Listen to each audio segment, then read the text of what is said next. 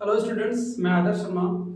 Highway engineering के lecture number 13 में आप सभी का स्वागत है। लेक्चर नंबर 13 में बेसिकली हम रोड एग्रीगेट के प्रॉपर्टी के बारे में पढ़ेंगे और बिटुमन की प्रॉपर्टी के बारे में पढ़ेंगे। ठीक है, इसके पहले मैं आपको इन टॉपिक्स के बारे में बहुत अच्छे से पढ़ाया था, तो आज हम कुछ इनकी प्रॉपर्टी के बारे में पढ़ेंगे। ये काफी इंपॉर्टेंट प्रॉपर्टीज हैं इन चीजों की दृष्टि से। अगर हम एग्रीगेट यूज कर रहे हैं रोड को बनाने के लिए, उन एग्रीगेट में क्या क्या प्रॉपर्टी होनी चाहिए जिससे वो अच्छी हो सके या उसकी रोड की कंस्ट्रक्शन अच्छी हो सके।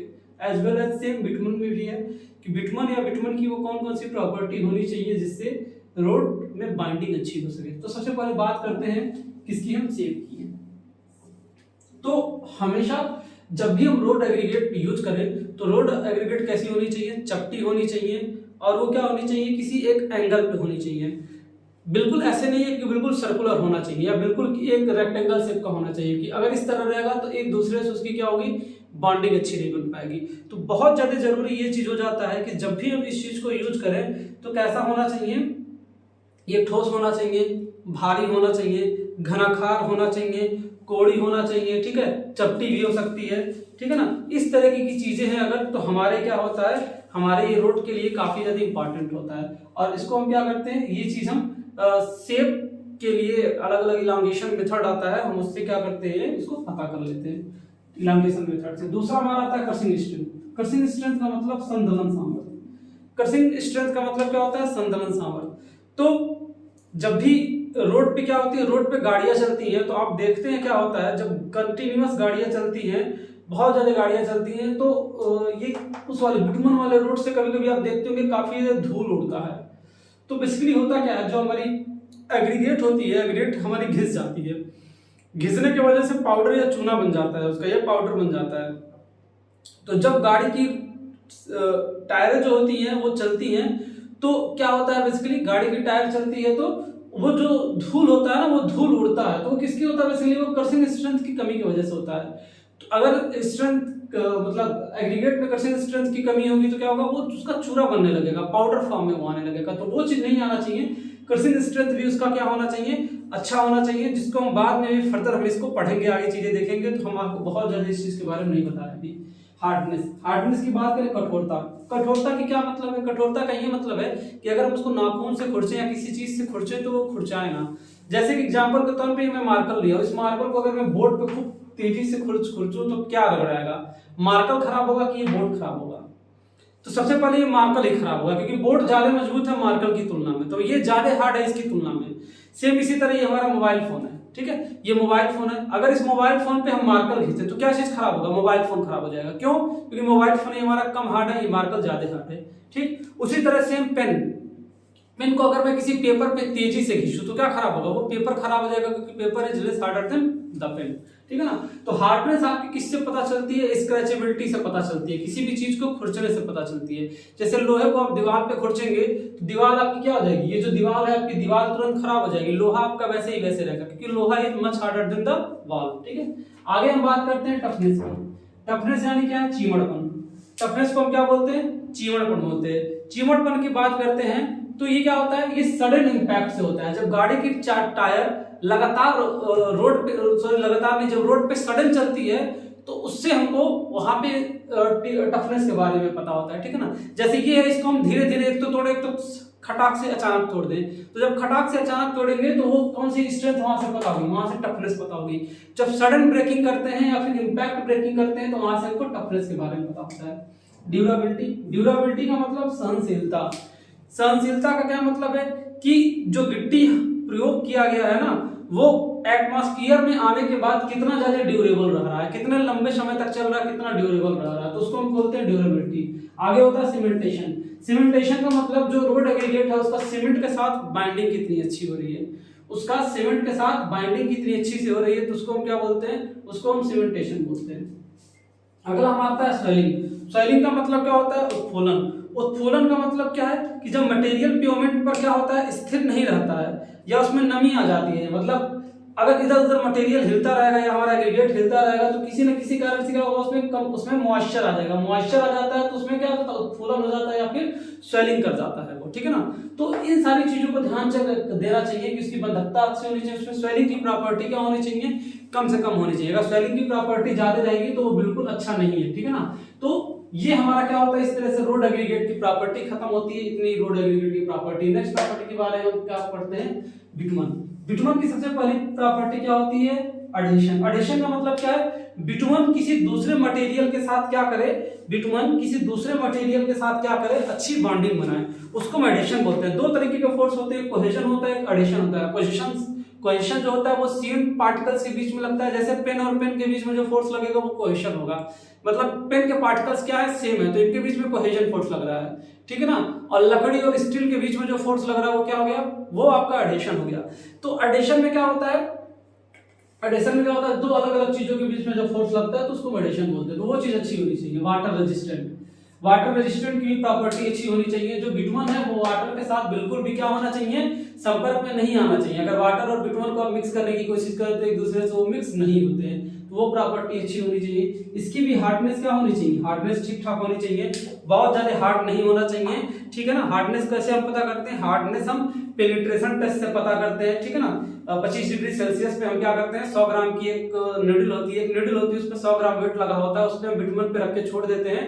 वो एक लिमिट ऑफ टाइम के अंदर 2.5 सेकंड के अंदर या 5 सेकंड के अंदर वो जितना उसके जमीन के अंदर मतलब जितना बिटुमन में वो धंस जाता है, तो अगर बेधन 1 मिलीमीटर है तो उसका 10वां भाग मतलब 0.0 मिलीमीटर तक उसकी रीडिंग पड़ी जाती है। वो हम आपको आगे बताएंगे कि कैसे कैसे किया जाता है, ठीक है ना। जिसका जो गलनांक होता है मतलब मेल्टिंग पॉइंट होता है, जितना कम होता है वह बिटुमन उतना ही अच्छा होता है। जैसे 80/100 की बात करें तो उसका क्या, उसका मेल्टिंग पॉइंट काफी हाई होता है। तो जिसका मेल्टिंग पॉइंट हाई होता है ऐसा माना जाता है वो बिटुमन जो होता है आपका अच्छा होता है, ठीक है ना। इसका मतलब क्या, 80/100 का मतलब क्या, जो इसकी कठोरता है, जो इसकी हार्डनेस है वो 80/100 के अंतर्गत आ गई। चलिए वो चीज हम आगे आपको बता देंगे। सयांता या फिर विस्कोसिटी। विस्कोसिटी का मतलब क्या है, capable to flow, capability to flow. जो बिटुमन होना चाहिए वो इतना कैपेबल होना चाहिए कि वो क्या करे, आसानी से फ्लो कर सके, ठीक है ना। उसकी फ्लोबिलिटी अच्छी होनी चाहिए। ऐसा नहीं है कि हम उसको गर्म किए जा रहे हैं वो फ्लो नहीं हो पा रहा है, ठीक है ना। तो उसकी फ्लो कैपेसिटी भी अच्छी होनी चाहिए। आगे आता है सॉफ्टनिंग पॉइंट। सॉफ्टनिंग पॉइंट वो पॉइंट होता है जिस पॉइंट पे बिटुमन जो होता है हमारा वो लिक्विड में कन्वर्ट हो जाता है या फिर फ्लो होने लगता है, ठीक है ना। तो एक तो उसकी विस्कोसिटी अच्छी होनी चाहिए। विस्कोसिटी का मतलब क्या है, दो चीजों के बीच में चपक, दो चीजों के बीच में क्या होता है, चपक होता है। चपक अच्छा होना चाहिए, या फिर आप इसको क्या कर सकते हैं, फ्लो, कैपेबल टू फ्लो। तो इसकी फ्लो कैपेबिलिटी अच्छी होनी चाहिए, ठीक है ना। सॉफ्टनिंग पॉइंट का मतलब क्या होता है, वो पॉइंट एक टेम्परेचर के बाद बिटुमन में एक ऐसा पॉइंट आता है कि वो क्या हो जाता है, मृदुकारी बिंदु हो जाता है। मृदुकारी मतलब बिल्कुल मृदु हो जाता है, बिल्कुल वो लिक्विड की तरह तैरने लगता है, उसको हम बोलते हैं मृदुकारी। डक्टिलिटी माने क्या होता है, लचीलापन।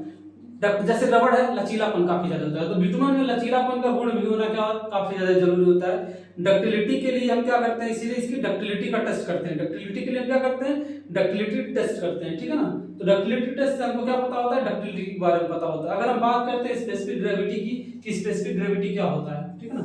स्पेसिफिक ग्रेविटी की बात करते हैं तो स्पेसिफिक ग्रेविटी बेसिकली हम स्पेसिफिक ग्रेविटी टेस्ट से ही पता करते हैं। स्पेसिफिक ग्रेविटी बेसिकली इसके इस प्रॉपर्टी में कोई बहुत ज्यादा इफेक्ट नहीं डालता है, लेकिन फिर भी ये चीज हम चेक करते हैं कि 27 डिग्री सेल्सियस पे जो इसकी स्पेसिफिक ग्रेविटी है वो क्या है, वो एक स्टैंडर्ड है। स्पेसिफिक ग्रेविटी आप जानते हैं दो लिक्विड के रेशियो का फॉर्म होता है, दो लिक्विड के रेशियो का फॉर्म होता है, वॉल्यूम के रेशियो का फॉर्म होता है।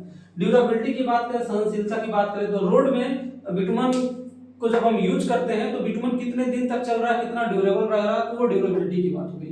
इकोनॉमिकल, बिटुमन क्या होना चाहिए, किफायती होना चाहिए। ऐसा नहीं है कि बिटुमन बहुत ज्यादा महंगा होना चाहिए, तो वो क्या होना चाहिए, वो इकोनॉमिकल भी होना चाहिए, क्योंकि इकोनॉमिकल फैक्टर हमारे लिए बहुत ज्यादा इंपॉर्टेंट होता है। हम किसी भी चीजों को पढ़ते हैं तो वो क्या है, काफी इकोनॉमिकल होना चाहिए कि आम पब्लिक या कोई भी बिटुमन को यूज कर सके। नेक्स्ट हमारा आता है स्ट्रेंथ के बारे में और उसकी मजबूती के बारे में।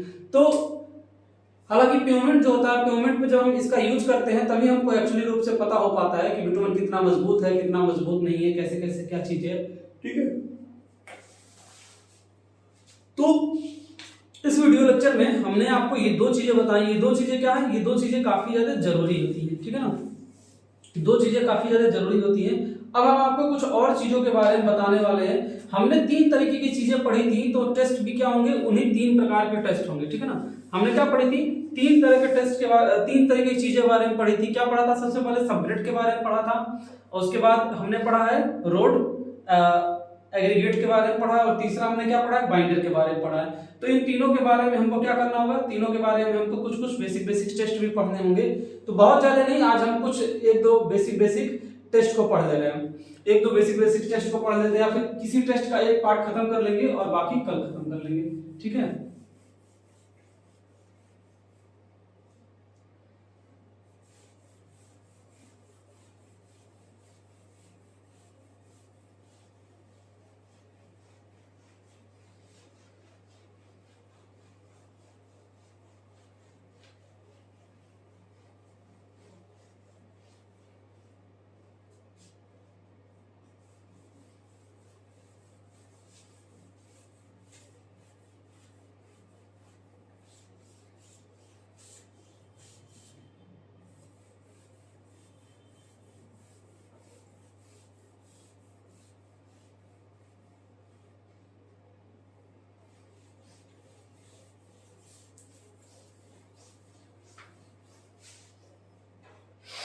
देखिए जो टेस्ट है ना, टेस्ट जो होते हैं, टेस्ट ऑन रोड मटेरियल। आपका नेक्स्ट टॉपिक क्या है, सड़क सामग्री पर परीक्षण, test on road material, test on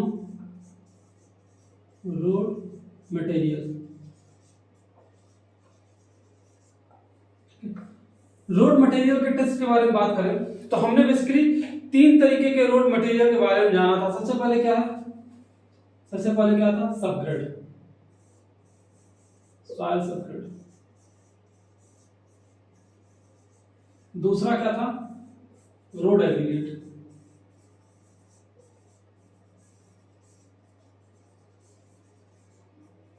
तीसरा हमारा क्या था, बाइंडर। तो सबसे पहले अगर हम बात करते हैं किसकी, सबसे पहले अगर हम बात करते हैं test for soil subgrade. Soil subgrade के लिए अगर हम टेस्ट की बात करते हैं तो सॉइल सबग्रेड के लिए बेसिकली 3 अलग अलग तरीके के टेस्ट किए जाते हैं, ठीक है ना। सॉइल सबग्रेड के लिए 3 टेस्ट किए जाते हैं। पहला होता है शियर टेस्ट, दूसरा होता है बियरिंग टेस्ट, और तीसरा होता है पेनिट्रेशन टेस्ट, ठीक है ना। तो 3 तरीके के ये चीज होते हैं। पहला अगर होता है सॉइल सबग्रेड की टेस्ट की बात करते हैं तो पहला टेस्ट में क्या बताया, वो शियर टेस्ट। पहला होता है शियर टेस्ट। दूसरा मैंने क्या बताया, दूसरा मैंने बताया है penetration test.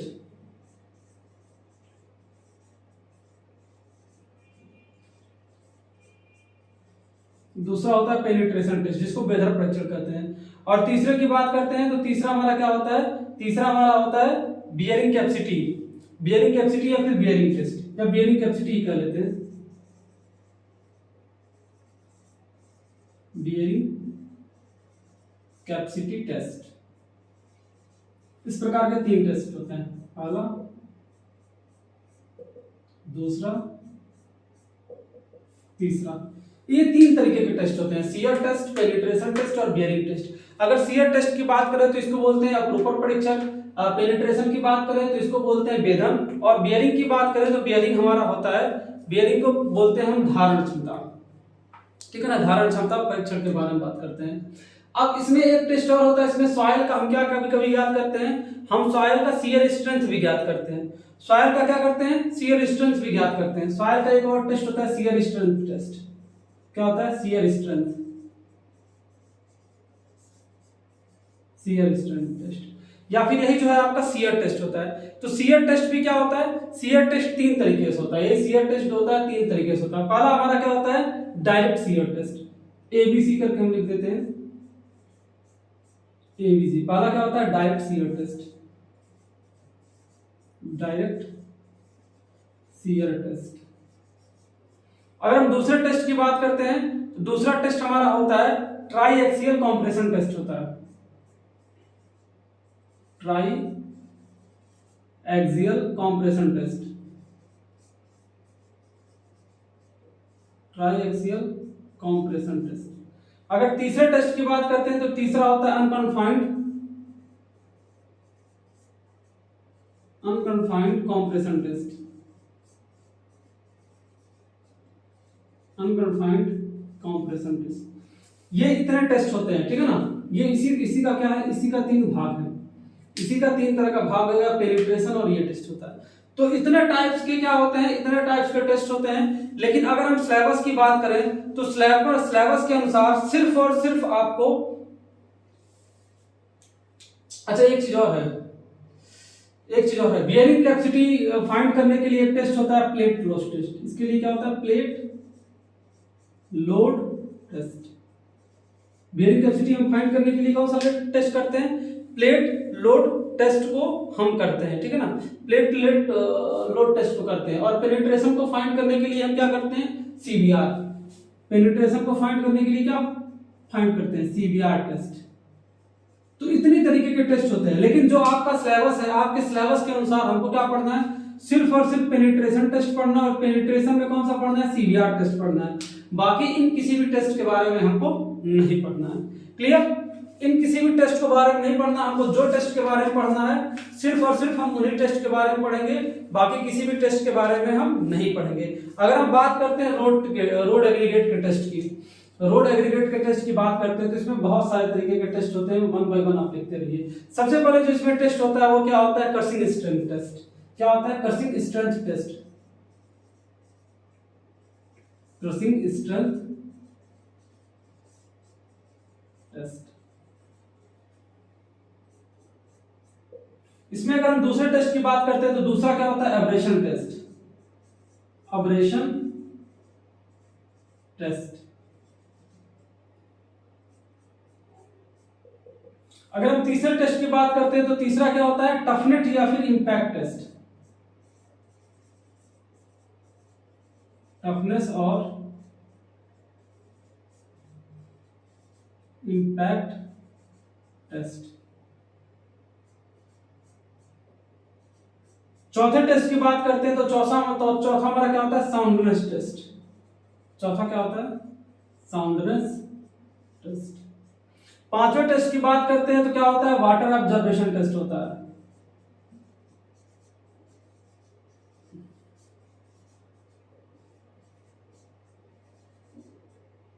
Water observation test होता है। छठवें टेस्ट की बात करते हैं तो क्या होता है, स्पेसिफिक डेंसिटी टेस्ट होता है, स्पेसिफिक डेंसिटी टेस्ट होता है। ठीक, इतने तरह के टेस्ट होते हैं जो आपको रोड एग्रीगेट के अंदर पढ़ने हैं, और इन सारे टेस्ट को मैं क्या करूंगा, आपको बताऊंगा। निश्चित रहिए, जो भी चीजें होंगी मैं इसको शॉर्टकट तरीके में सारा का सारा आपको बताऊंगा। अब बात करते हैं बाइंडर्स की बात करते हैं। तो बाइंडर्स में 2 तरीके के बाइंडर होते हैं, सीमेंट होता है, और बाइंडर्स में 2 तरीके के टेस्ट होते हैं। इसमें भी क्या होता है, पहले बिटुमन होता है, और बी वाला आपका क्या होता है, बी वाला आपका सीमेंट होता है। तो सीमेंट का टेस्ट आप ऑलरेडी पढ़ लिए हैं, तो सीमेंट के टेस्ट के बारे में नहीं पढ़ना। हम किसके बारे में बताएंगे, सिर्फ और सिर्फ बिटुमन के टेस्ट के बारे में बताएंगे। सिर्फ और सिर्फ हम क्या करेंगे, बिटुमन के टेस्ट के बारे में यहाँ पे डिस्कस करेंगे, बाकी किसी भी टेस्ट के बारे में डिस्कस नहीं करेंगे, क्योंकि आप ऑलरेडी कहीं ना कहीं किसी ना किसी तरीके से फर्स्ट ईयर में आप उसको पढ़ लिए हैं। तो अगर हम बिटुमन के टेस्ट की बात करते हैं तो 1 बाय 1 बिटुमन के टेस्ट को देखते हैं। सबसे पहले जो बिटुमन का टेस्ट आता है उस टेस्ट को हम बोलते हैं स्पेसिफिक ग्रेविटी टेस्ट। बिटुमन का जो सबसे पहले टेस्ट होता है वो क्या होता है, स्पेसिफिक ग्रेविटी टेस्ट। सबसे आसान टेस्ट होता है specific gravity test, specific gravity test यानी विशिष्ट गुरुत्व का टेस्ट होता है। दूसरा जो टेस्ट होता है वो सॉफ्टनिंग पॉइंट का होता है। दूसरा जो होता है वो सॉफ्टनिंग पॉइंट का टेस्ट होता है। अगर हम तीसरे टेस्ट की बात करते हैं तो तीसरा हमारा क्या होता है, तीसरा हमारा होता है पेनिट्रेशन टेस्ट, और चौथा होता है डक्टिलिटी टेस्ट। क्या होता है, पेनिट्रेशन टेस्ट होता है, पेनिट्रेशन टेस्ट होता है। उसके बाद हमारा आता है डक्टिलिटी टेस्ट आता है। चौथा हमारा क्या आता है, डक्टिलिटी टेस्ट आता है। डक्टिलिटी के बाद हम बात करते हैं तो फ्लैश एंड फायर पॉइंट आता है, flash and fire point, flash and fire point test. क्या आपका flash and fire point test आता है। लास्ट की बात करते हैं तो क्या आता है, विस्कोसिटी टेस्ट आता है, विस्कोसिटी टेस्ट आता है। एक टेस्ट और आपका बचा है लास्ट में, इसको हम बोलते हैं स्पॉट टेस्ट। तो कितना हो गया आपका 1 2 3 4 5 6 7, इसमें 2 टेस्ट है तो यानी 8 टेस्ट हो गया। 8 तरीके के टेस्ट इसमें पढ़ने हैं और 6 तरीके के टेस्ट इसमें पढ़ने हैं। इसको मान लीजिए 7 या 8 तरीके के टेस्ट इसमें पढ़ने हैं और इसमें 1 तरीके का टेस्ट पढ़ना है। तो आपका क्या हो गया 6 7 7 14 या 15 टेस्ट आपको टोटल पढ़ने हैं। कितना 14 या 15 तरीके के जो टेस्ट हैं आपको इस चैप्टर में पढ़ने हैं। तो ये टेस्ट काफी ज्यादा लंबा समय लेने वाले हैं आपका, इस वजह से मैं इसको काफी आराम से अच्छे से धीरे धीरे पढ़ाऊंगा। इसमें आपको परेशान होने वाली बात नहीं है, ठीक है ना, आराम से पढ़ाऊंगा। आप तब तक इसको नोट कर लीजिए, इन टेस्ट को क्या करिए आप नोट कर लीजिए, फिर हम आगे डिस्कस करते हैं।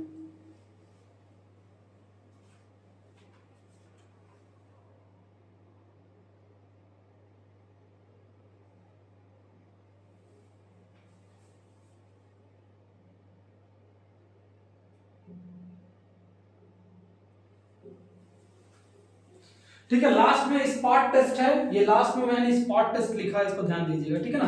अब इसको मैं 1 बाय 1 आपको पढ़ाऊंगा, ज्यादा चिंता की बात नहीं, मैनेज करता हूँ।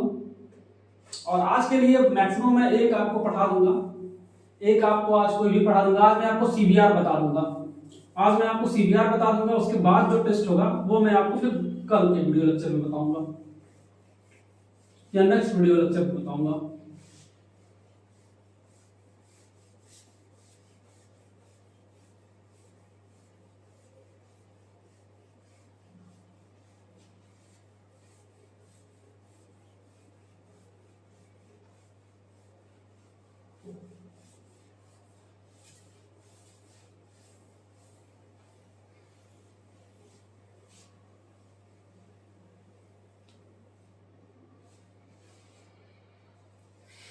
ठीक है, सबसे पहला जो टेस्ट हमारा आता है वो क्या आता है, वो हमारा आता है सीबीआर टेस्ट। तो सीबीआर टेस्ट के बारे में अब हम क्या करते हैं, स्टडी करते हैं, कुछ चीजों के बारे में पढ़ते हैं। ठीक है, कि सीबीआर टेस्ट बेसिकली होता क्या है। सीबीआर टेस्ट हम सबसे पहले क्या करते हैं, क्या चीज फाइंड करते हैं, ठीक है ना।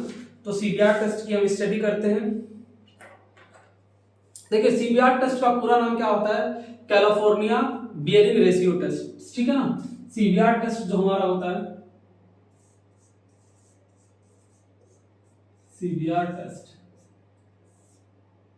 सीबीआर टेस्ट का पूरा नाम जो होता है वो होता है कैलिफोर्निया बियरिंग टेस्ट, कैलिफोर्निया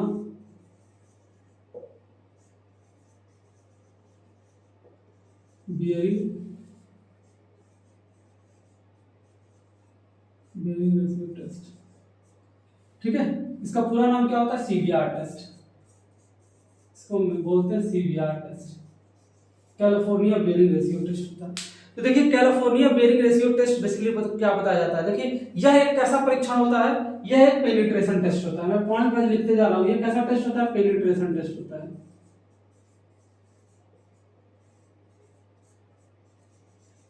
ये आपका पेनिट्रेशन होता है। अब बात आती है इसके नाम की, किसका नाम कैलिफोर्निया कैसे पड़ा। तो यह टेस्ट सबसे पहले यूएस में सन 1929 में कैलिफोर्निया में इसको विकसित किया गया था। कैलिफोर्निया में इसको क्या किया गया था, विकसित किया गया था। कब, 1929 में, 1929 में यूएस कैलिफोर्निया, कैलिफोर्निया में इसका क्या किया गया था, डेवलपमेंट किया गया था। हाईवे के लिए इस टेस्ट को क्या किया गया था, डेवलपमेंट किया गया था। और ये कैसा परीक्षण होता है, यह एक लैब टेस्ट होता है। ठीक है, इसको हम फील्ड पे नहीं कर सकते हैं, ये कैसा टेस्ट होता है, एक लैब टेस्ट होता है। टेस्ट दो तरीके के होते हैं, एक लैब टेस्ट होता है, एक फील्ड टेस्ट होता है। जिन टेस्ट को हम सिर्फ लैब में ही परफॉर्म कर सकते हैं उसको लैब टेस्ट बोलते हैं, जिन टेस्ट को हम फील्ड में परफॉर्म कर सकते हैं उनको हम फील्ड टेस्ट बोलते हैं। क्लियर, तो इस तरीके की चीजें होती थी इसमें। ठीक, तो अब अगर हम बात करते हैं, देखिए ये किसके लिए होता है, तो बेसिकली ये टेस्ट किसके लिए करते हैं हम, जो हमारे रोड पे सबग्रेड होते हैं। क्या होता है, रोड पे हमारा क्या होता है, सबग्रेड होता है। सबग्रेड आप जानते हैं, बेसिकली सबग्रेड हम कहाँ प्रोवाइड करते हैं, कंक्रीट की रोड में भी सबग्रेड प्रोवाइड करते हैं और फ्लेक्सिबल पेवमेंट पे भी हम सबग्रेड प्रोवाइड करते हैं। तो रोड का जो हमारा क्या होता है, सबग्रेड होता है। तो ये कैसा टेस्ट होता है, सबग्रेड के लिए टेस्ट होता है। इसमें क्या किया जाता है, सबग्रेड का टेस्ट किया जाता है। और बेसिकली इस टेस्ट से पता क्या होता है, तो अगर इस टेस्ट के बारे में पता करें तो इस टेस्ट के बारे में बेसिकली देखिए, इस टेस्ट के से हम क्या करते हैं, बेसिकली स्टेबिलिटी के बारे में पता करते हैं। किस चीज के स्टेबिलिटी के बारे में पता करते हैं, रोड के स्टेबिलिटी के बारे में पता करते हैं। किसके बारे में पता करते हैं, रोड स्टेबिलिटी। रोड स्टेबिलिटी मैं एक बात समझा दूं कैसे पता करते हैं। जैसे रोड का सबग्रेड है, पानी भर गया सबग्रेड में, तो पानी भरने के बाद वो सबग्रेड कितना फूल रहा है, कितना फूल कर रहा है, कितना बल्क कर रहा है, मतलब उससे रोड की स्टेबिलिटी पे कितनी फर्क पड़ रही है। तो उस स्टेबिलिटी के बारे में बात करते हैं। स्टेबिलिटी की शुद्ध हिंदी क्या होती है, स्थिरता। तो सबग्रेड की स्थिरता के बारे में पता करते हैं कि वो कितना स्थिर है, वो कितना स्थिर नहीं है, ठीक है ना। तो बेसिकली इस टेस्ट में हम क्या करते हैं, सेम रोड के तरह ही क्या करते हैं, मोल्ड लेते हैं, उस मोल्ड में मिट्टी का सैंपल भरते हैं और उस सैंपल को क्या करते हैं, 96 घंटे के लिए पानी में डुबा देते हैं। और पानी में जब उसको निकालते हैं तो क्या करते हैं, एक मशीन के थ्रू उस पर हम प्रेशर लगाते हैं। 2.5 मिलीमीटर पर प्रेशर लगाते हैं और 5 मिलीमीटर पर प्रेशर लगाते हैं। और 2.5 और 5 मिलीमीटर की प्रेशर को रीडिंग को हम देख लेते हैं। और एक हमारी स्टैंडर्ड रीडिंग होती है, उस स्टैंडर्ड रीडिंग को देख लेते हैं। तो जो रीडिंग हमारी आई है वो रीडिंग अपान स्टैंडर्ड रीडिंग का मल्टीप्लाई का डिवाइड करके 100 से मल्टीप्लाई कर देते हैं। तो उससे हमको क्या पता चलता है, सीबीआर का टेस्ट पता चल जाता है। एक मैंने बहुत सिंपल टर्म बता दिया, उससे क्या होता है, सीबीआर का टेस्ट पता चल जाता है। सीबीआर की कितनी वैल्यू आ रही है, उस सीबीआर की वैल्यू का पता चल जाता है। अगर हम सीबीआर वैल्यू की बात करें, बेसिकली सीबीआर वैल्यू 2.5 मिलीमीटर पर जो वैल्यू आती है, ज्यादातर करके वही वैल्यू सही होती है। लेकिन ऐसा नहीं है कि वो बिल्कुल सही है, अगर वैल्यू सही नहीं आ रही तो आप 5 मिलीमीटर पर भी वैल्यू ले लेते हैं।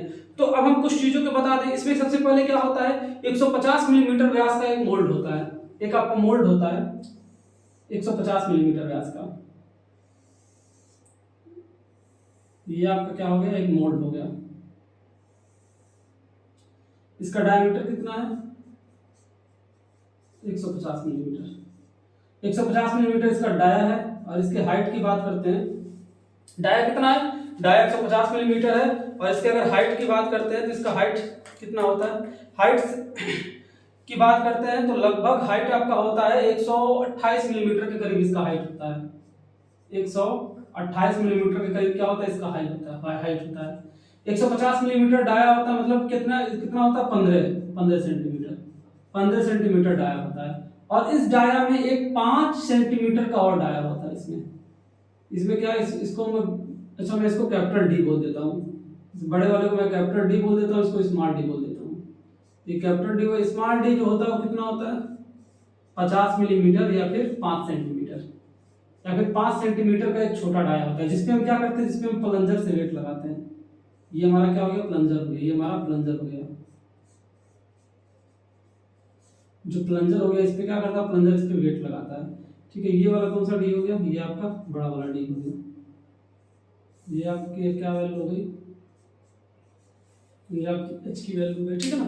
तो ये चीज जो होता है, इसमें हम क्या करते हैं, 50 मिलीमीटर व्यास का ये होता है, प्लंजर का वेट क्या होता है, 50 होता है। इसमें पूरे सैंपल में क्या करते हैं, सबसे पहले अच्छा ठीक है, छोटे छोटे बात बता देते हैं। इसमें जो प्रेशर लगाते हैं वो कितना लगाते हैं, इस पे जो प्रेशर लगाते हैं, इस पे जो प्रेशर लगाते हैं या जो फोर्स लगाते हैं, इसका रेट क्या होता है, इसका रेट होता है 1.25 मिलीमीटर पर मिनट,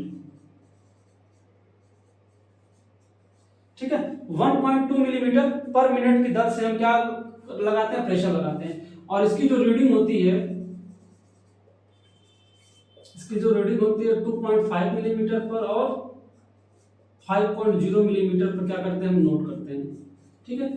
ये रीडिंग हमको क्या करना होता है, दोनों रीडिंग को नोट करना होता है, ठीक है।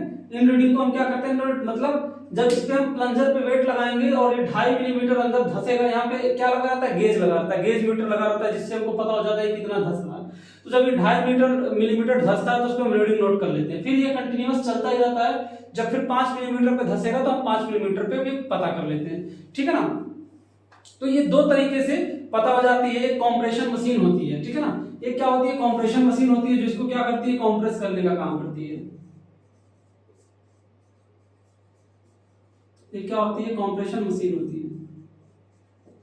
एक कॉम्प्रेशन मशीन होती है जिसको क्या करती है, कॉम्प्रेस करने का काम करती है। फिर वहां से हमको क्या निकल जाता है, वहां से हमको रीडिंग निकल जाता है। अब देखिए बात करते हैं कुछ चीजों की और बात करते हैं कि सीबीआर वैल्यू आता किस तरह। तो अगर सीबीआर वैल्यू की बात करें, सीबीआर वैल्यू की बात करें तो सीबीआर वैल्यू दो चीज का होता है। पहला क्या होता है, पहला परीक्षण मान होता है, मतलब टेस्ट वैल्यू होता है, टेस्ट होता है या फिर प्रैक्टिकल वैल्यू होता है। परीक्षण मान का यही मतलब लिख लेते हैं, क्या होता है, टेस्ट वैल्यू होता है, टेस्ट वैल्यू होता है या ऑब्जर्व वैल्यू होता है, ठीक है, या ऑब्जर्व वैल्यू लिख लीजिए, वो ज्यादा सही रहेगा। ऑब्जर्व वैल्यू, जो हमने ऑब्जर्व किया है, ठीक है ना, जो हमने ऑब्जर्व किया है, ऑब्जर्व वैल्यू।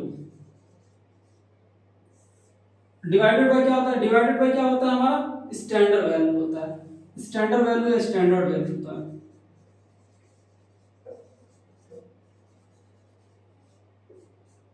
मल्टीप्लाई बाय क्या होता है, 100 होता है, ठीक है। अब अगर हम स्टैंडर्ड वैल्यू की बात करें तो मैं स्टैंडर्ड वैल्यू यहां लिख देता हूं, स्टैंडर्ड वैल्यू या स्टैंडर्ड वेट, स्टैंडर्ड वेट। अगर हम बात करते हैं 2.5 मिलीमीटर पे वेट कितना आता है, भार कितना आता है, और 5 मिलीमीटर कितना आता है, तो इसका एक टेबल है, उस टेबल में आपको मिल जाएगा। बात करते हैं अगर 2.5 मिलीमीटर पे तो कितना आता है, 1370 केजी, 1370 केजी। और 5 मिलीमीटर पर कितना आता है, 5 मिलीमीटर पर 2055 केजी।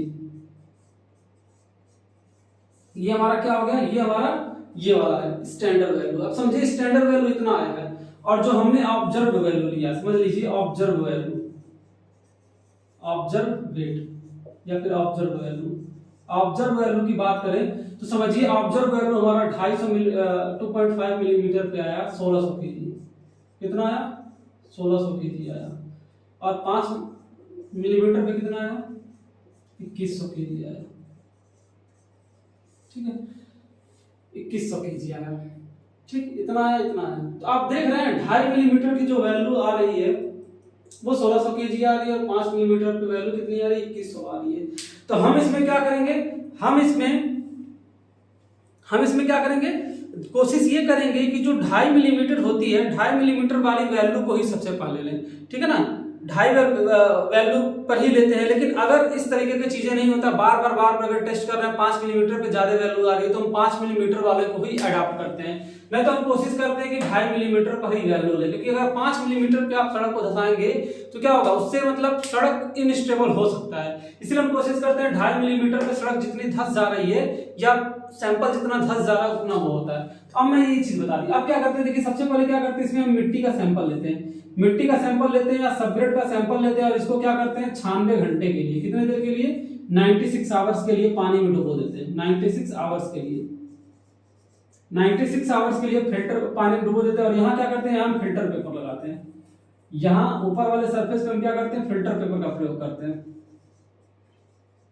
यहाँ फिल्टर पेपर का यूज करते हैं और एक सरचार्ज वेट रख देते हैं। यहाँ पे क्या होता है, 5 केजी का सरचार्ज वेट रख देते हैं, सर चार्ज वेट। यहाँ पे क्या करते हैं, सरचार्ज वेट रख देते हैं। वेट रखने से क्या होता है कि सैंपल इधर उधर नहीं जाता। जब 96 घंटे के लिए भिगा देते हैं तो इस सैंपल को 96 घंटे के बाद निकालते हैं और टेस्ट करते हैं। तो समझ लीजिए टेस्ट में हमारा कितना आया, 1600 मिलीमीटर आया, और यहाँ पे 2100 मिलीमीटर आया। तो वैल्यू को कैसे निकालेंगे, ऑब्जर्व वैल्यू हमारी कितनी आ गई, 1600 किलोग्राम, और हमारी वैल्यू कितनी है, 1370 किलोग्राम।